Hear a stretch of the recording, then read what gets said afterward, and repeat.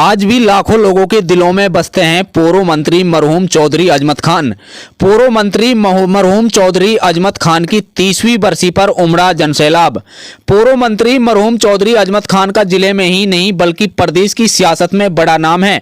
उन्होंने न केवल शिक्षा रोजगार के साधन उपलब्ध कराए बल्कि जिले के विकास में अहम भूमिका निभाई। आज भले ही वो दुनिया में न हो, लेकिन 17 जनवरी को जिले भर में उनकी वर्षगांठ मनाकर उन्हें श्रद्धांजलि देकर याद किया गया। हालांकि उनकी सियासत को उनके बड़े बेटे पूर्व मंत्री, पूर्व डिप्टी स्पीकर रहे चौधरी आजाद मोहम्मद व छोटे बेटे विधायक रईसा खान निभाते हुए बेखूबी आगे बढ़ा रहे हैं, लेकिन लोगों को अभी भी अजमत खान की कमी खलती है। मरहूम चौधरी अजमत खान ने छोटे से एक गांव नीमखेड़ा में 23 जनवरी 1935 को जन्म लिया, जिसके बाद उन्होंने मौजूदा समस्याओं को देखते हुए राजनीति में कदम रखा, जहां से 1960 से 1987 तक गांव के सरपंच रहकर लोगों की सेवा की। इस दौरान 1964 में डोंडल, नीमखेड़ा, बडेड़, गोकलपुर, एचवाड़ी सहित गांव में आई बाढ़ से ग्रसित लोगों को 2 माह तक मुफ्त खाना पहुंचाने के साथ ही फ्रेचर आयोग से उनका कर्ज माफ कराया। इसके साथ ही उनके पुनर्वास के लिए रजाई, कंबल, चारपाई व रोजमर्रा की जरूरत के सामान बांटे।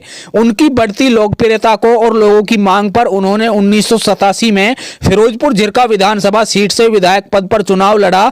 चुनाव जीतने के साथ ही प्रदेश में कैबिनेट राज्य मंत्री बने। इस समय में उन्होंने मंत्री पद के साथ मार्केट कमेटी के चेयरमैन पद पर रहते हुए हल्के के ही नहीं बल्कि प्रदेश के लोगों की सेवा की। अपने मंत्री पद के कार्यकाल में के क्षेत्र में 2500 युवाओं को नौकरी दिलाकर रोजगार दिया। अंग्रेजों के समय से अधूरी पड़ी बीमा सड़क को पक्का कराया। फिरोजपुर झिरका में अदालत खुलवाई। जिले के हर गांव में पशु अस्पताल व डिस्पेंसरी खुलवाई। क्षेत्र के बिजली तंत्र को मजबूत करते हुए गांव-गांव तक बिजली पहुंचाई। लिंक रोड को पक्का कराने के साथ नए स्कूल खुलवाए और काफी स्कूलों को अपग्रेड कराए। उनका सपना था कि हर घर में एक युवक नौकरी लगाकर घर को समृद्ध बना सकें। 17 जनवरी को वो अपने एक करीबी मरीज को गुरुग्राम के अस्पताल में देखने गए थे, जहां पर अचानक दिल का दौरा पड़ने से उनका देहांत हो गया।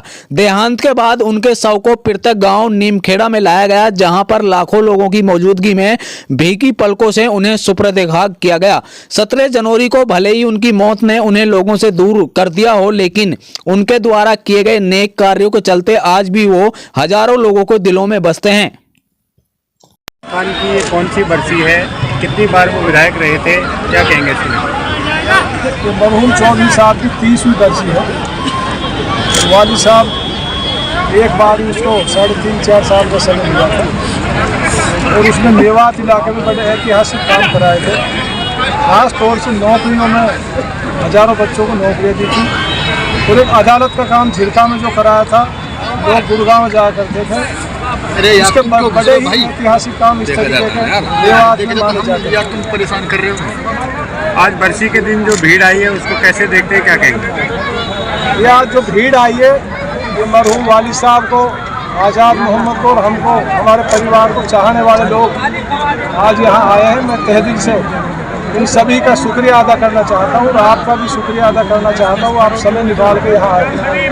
चुनाव अब ज़्यादा दूर नहीं है, लोकसभा चुनाव नज़दीक है, विधानसभा भी साथ हो सकते हैं, ऐसी चर्चाएं चल रही हैं। आपका क्या इरादा है, किसी दल से लड़ेंगे या निर्दलीय लड़ेंगे?